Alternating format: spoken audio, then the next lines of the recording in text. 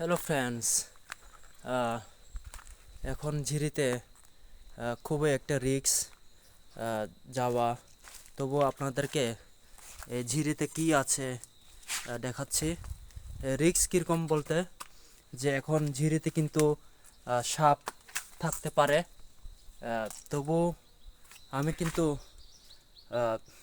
দুঃসাহসের সঙ্গে কিন্তু ঝিরিতে ঢুকতেছি। এই ছোটোখাটো ঝিরিতে এই যে পাতার মধ্যে উঠ পেতে বসে থাকে সাপগুলো।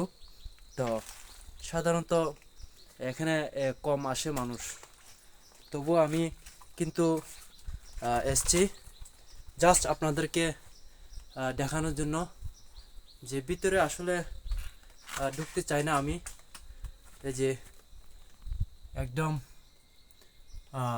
একদম খাট, ভিতরে কিন্তু অনেক গর্ত।